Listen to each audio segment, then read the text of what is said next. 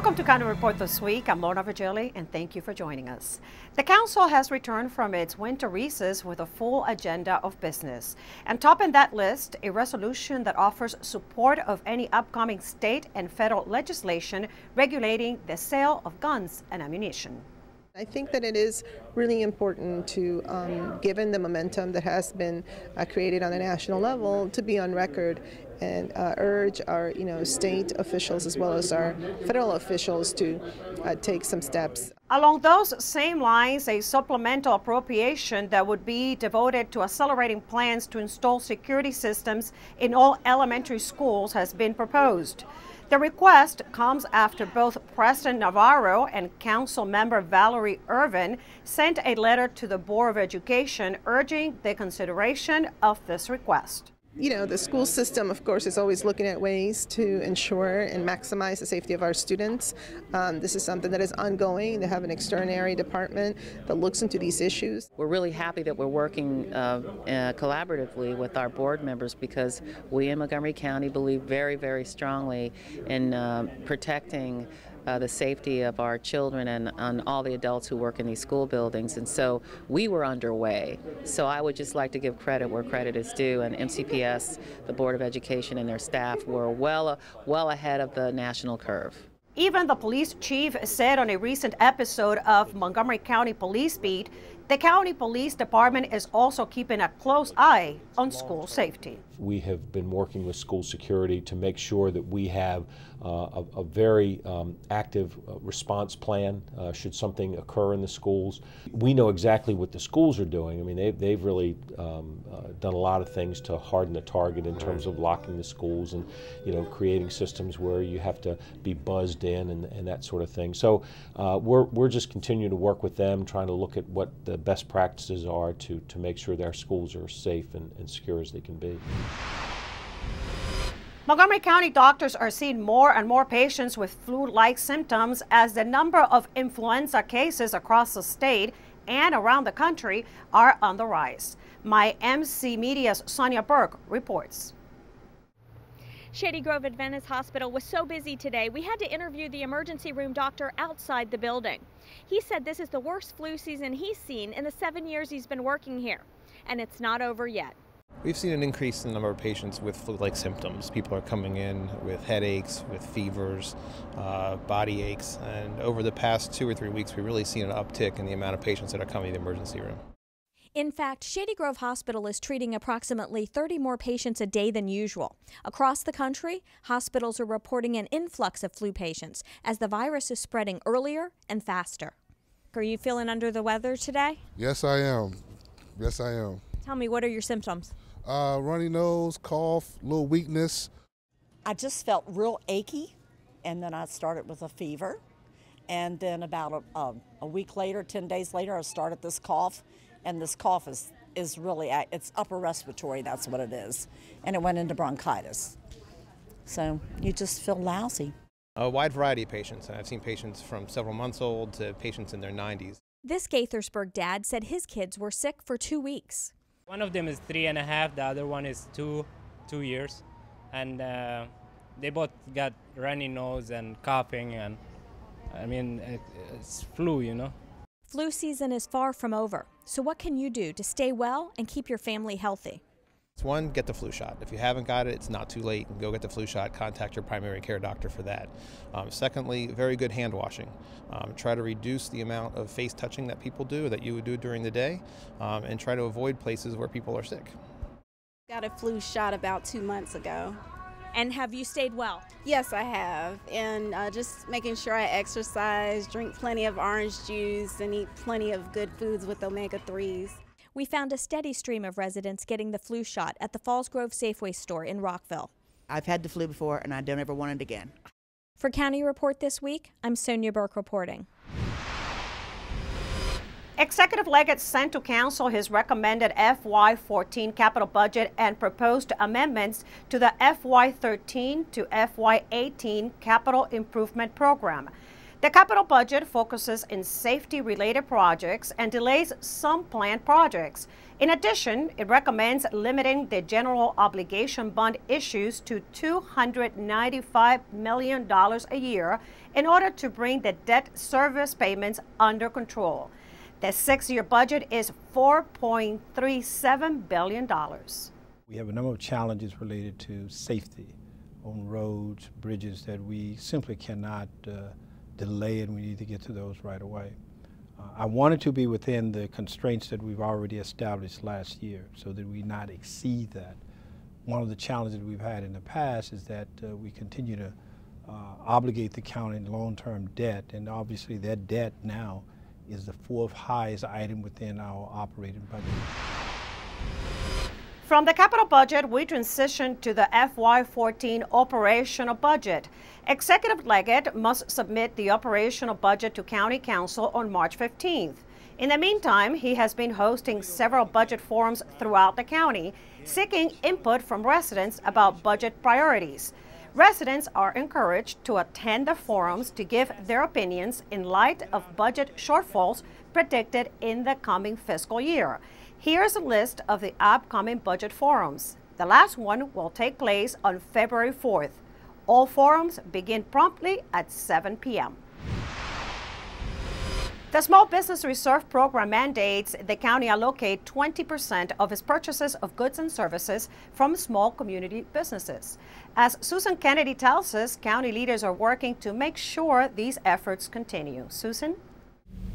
Lorna, small business owners got together with county officials to talk about how they can provide more opportunities for them here in the county. And the thing that I want to say right from the get-go is we can do better. 96% of the businesses in Montgomery County have 49 employees or less. So when we talk about small business is big business in Montgomery County. If you've had any experience working with Montgomery County, has it been good or bad? What could be improved? My one comment would be that if I was in construction or landscaping, I would see a lot of opportunities. I've only ever seen one thing we could bid on, which we did, and it wasn't funded. With them, the first thing they'll ask you is if you have any experience with the government, which I don't. So is it really fair for us to be penalized per se for not doing business with the government because we can't get into the door? We've had one experience with the county, which I like to share, and it wasn't a good experience. My only critique would be moving towards a more electronic submission. For those of you who have tried to get contracts through the LSBRP program here in Montgomery County, there is hope. I can tell you I got a contract. It took 6 years.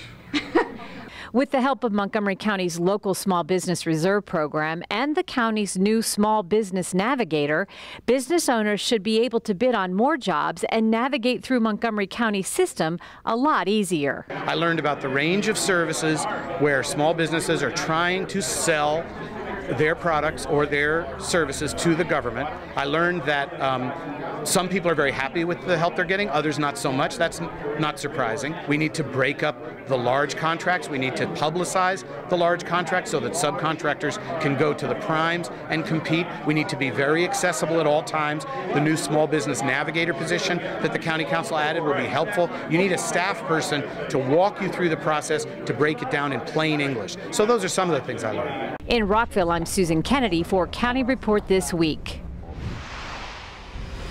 In an effort to collaborate on issues that affect their jurisdictions, Councilmember Valerie Irvin and D.C. Councilmember Muriel Bowser recently co-hosted a community meeting in Northwest Washington. The primary points of discussion at the meeting included the 16th Street traffic circle, development, parking, and green space. Councilmember Irvin says discussions like these make sense because the District of Columbia and Montgomery share not only boundaries but similar issues. Montgomery County and DC need to have more meetings like the one we had tonight because there are a lot of issues that affect both sides of the boundaries that our community doesn't even recognize. They go across jurisdictional lines all the time to park. There's traffic issues. There's issues of safety. There's issues around new development that creates issues for people that live in these single-family neighborhoods. And on my side of the line, there's a lot going on that's impacting the people that live over here in Shepherd Park. When we come back, Ride On is leaving behind paper passes, and we'll tell you what will be the new currency for transportation. I'm Rockville 11's Bridget Breuer. Coming up next, we'll tell you how big changes might be coming to the city's charter when County Report This Week continues.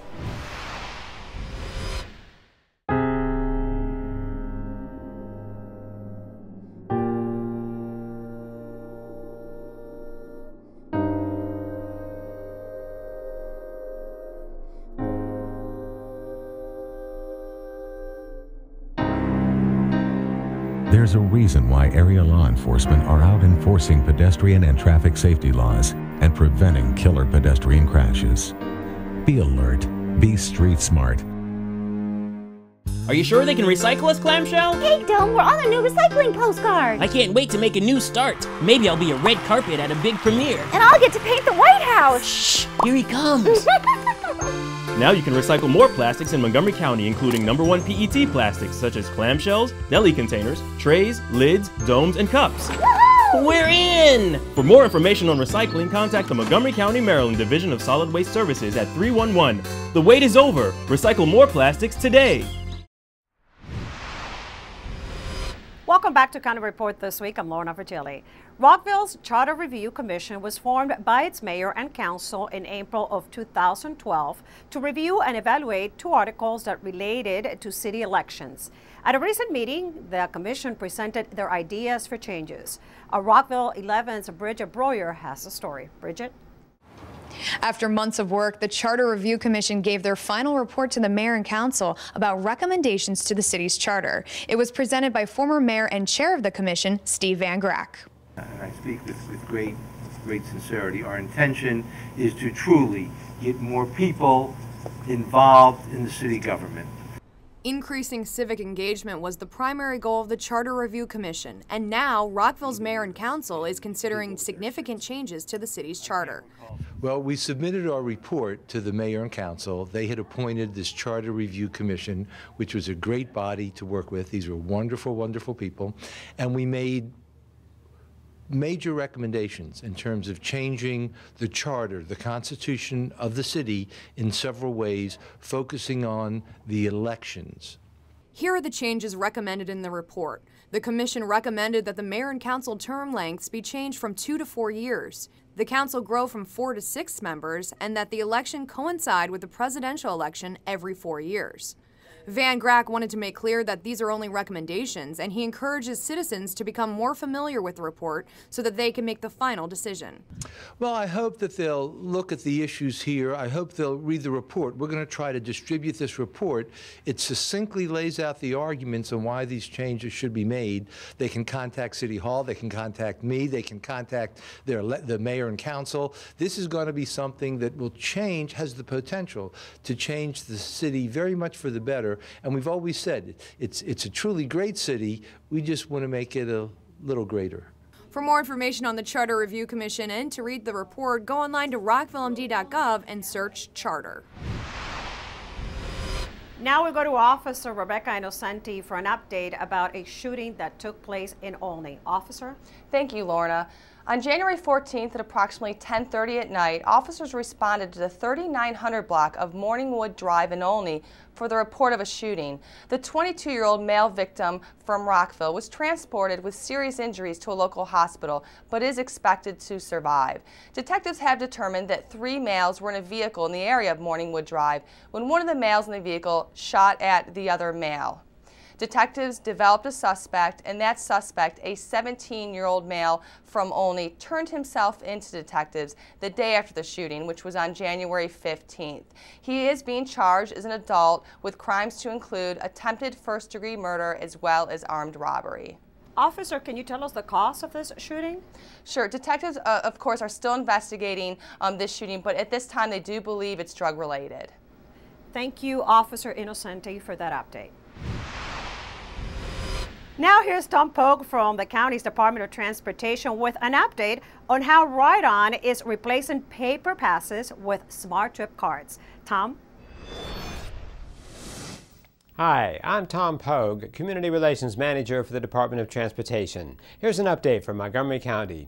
Ride-On passengers are now able to load monthly passes onto their Smart Trip cards. The $45 monthly pass provides customers unlimited rides on Ride-On buses for an entire calendar month. Monthly passes can be loaded onto Smart Trip cards either in person or online.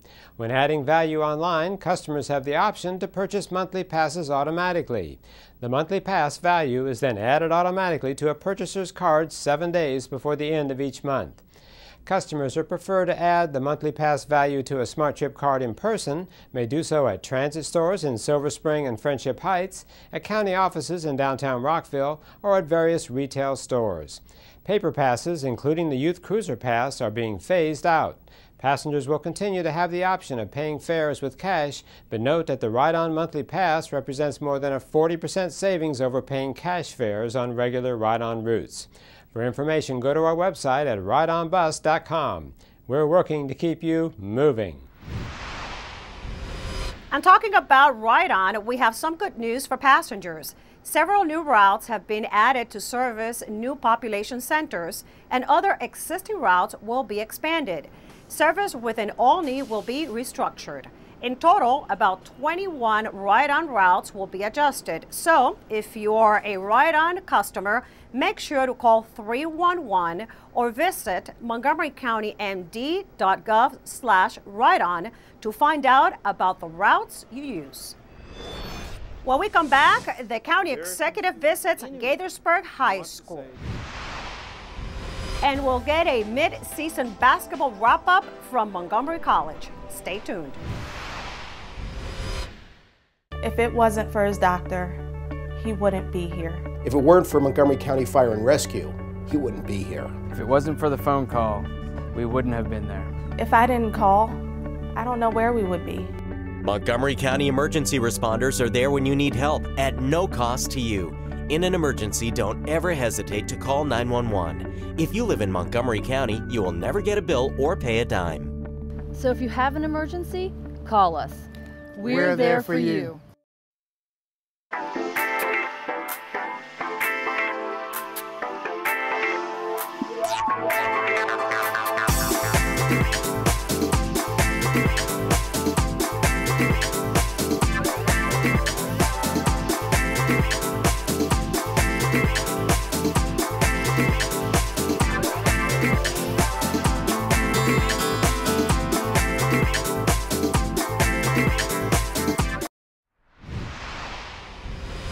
Welcome back to County Report this week. I'm Lorna Virgili.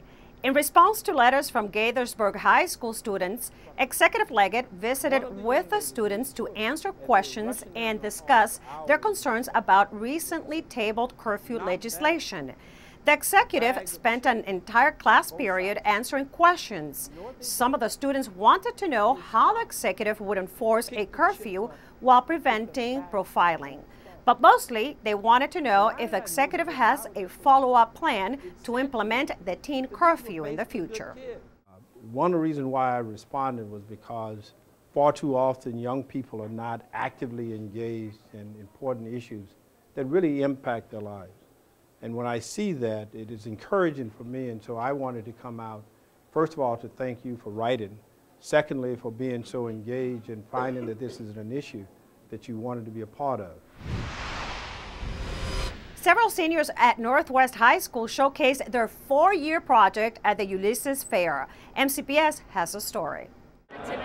Seniors from Northwest High School proudly showcased their creative, original research projects, a culmination of 4 years' worth of work, to their classmates and members of the community during the Ulysses Fair, which took place at the school.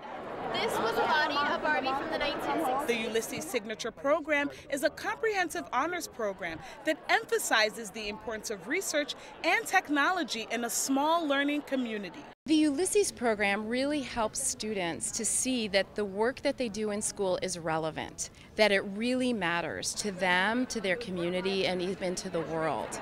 So then Anne Boleyn comes along, which is this one right here. The student projects cover a wide range of topics that include the influence of the media, special education, and life skills. Beyond the research work, the Ulysses program opens doors of opportunity and prepares students for college and careers. I really got a whole new aspect on research, and I know that it'll really help me in college. I love how the Ulysses project allows me to do whatever kind of project I want to do, and that's why I think it's so important. The Ulysses program is a really great program because it really sets students apart. When applying to college, it's something that no other student is going to have in any other school, and it's also great preparation just because of the research component. It's a really great skill to have. Women's and men's hoops are heating up at Montgomery College, and MCTV's Michael Brown has the latest. With the regular season entering the home stretch and the postseason looming, both MC basketball teams are gearing up for what they hope will be a championship run. For the women's team, this has been their stated goal from the outset. I expect us to go to the national tournament again.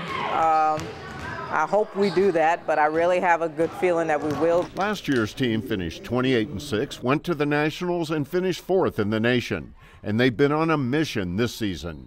They're currently 14-3 and ranked 6th in the national NJCAA poll.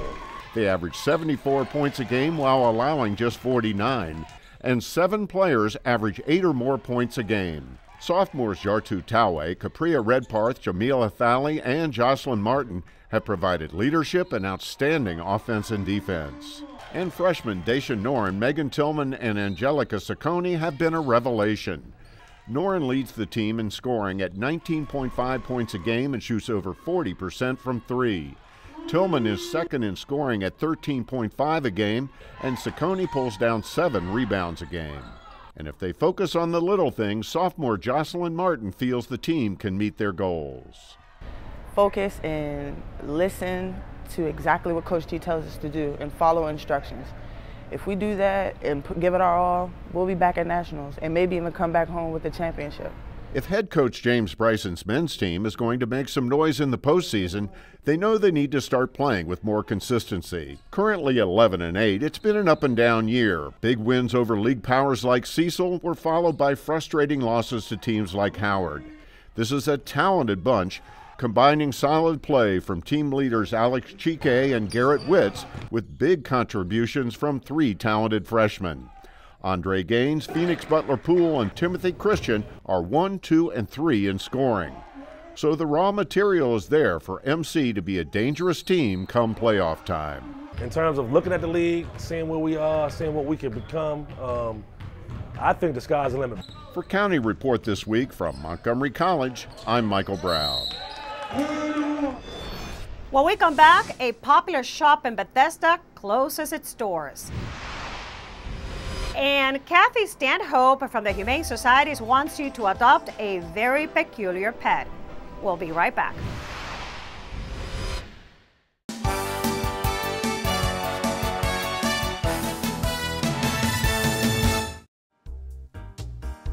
Military Times has named Montgomery College one of the nation's best colleges for vets. MC was selected for having a veterans office and staff, for providing strong academic support, and for programs such as Combat to College. Join us for lunch, dinner, or drinks at the Alumni Association's 2nd Annual Scholarship Fundraiser at Dogfish Head Ale House in Gaithersburg on February 26th. 15% of the day's proceeds will be donated to a scholarship fund supporting MC students. Thinking of starting a new career? Then check out MC's Career Coach, an online utility that evaluates data on wages, employment opportunities, job postings, and training opportunities so you can make an educated career choice. Welcome back to County Report this week. I'm Lorna Virgili. A landmark in downtown Bethesda is saying farewell, much to the dismay of residents of the community who have grown up making weekly shopping trips to this imagination destination. Susan Kennedy has the story. You're just finding out that it's closing? I just found out about a week ago. Unfortunately, it's kind of a shame. It is sad. But Bruce has had everything. After 60 years, Bruce Variety in Bethesda is closing its doors, marking the end of an era. They're very disappointed that they're not going to be able to have the one-stop shop, sort of, that they can come in and get 4 or 5 things where they'd have to go to 4 or 5 different stores. We wanted to maintain profitability, and with a base point, starting point in rent of $22,000 going up annually from there, it just didn't make economic sense. When your landlord doesn't renew your lease, you always can take your stress out by squeezing the Isoflex. Bruce Variety is known for many things. For a flute that also serves as a hammer. But really for being one of those shops where you might just find that special something you didn't realize you needed. A toddler toothbrush. Yeah. I never thought about that. Until you saw it. I see something, I don't have it, but I do need it. Yes. I should have one of these, like this skull pirate hook. You never know. We also have our undercover fingerprint kit. The people from Homeland Security come in and buy these. And in its final days, customers stopped in to pick up a scarce item for 50% off and share their memories of the store. I mean, people remember being brought here with their mothers as little children. I grew up coming here with my mom. Whenever there was some strange, odd thing that we needed for a class project or whatever, my mom would say, Bruce's, we'll go to Bruce's, and they would have it. My daughter, who's grown now, this was the place to come for all the crafts, and she was always very artistic, and we could always find the materials. I grew up in the area, and this has always been a special place to come and get simple toys or just little things that you can't find in other stores. And it's our tradition to get our Halloween costumes here for the boys. I remember as a child, variety stores were the thing of life.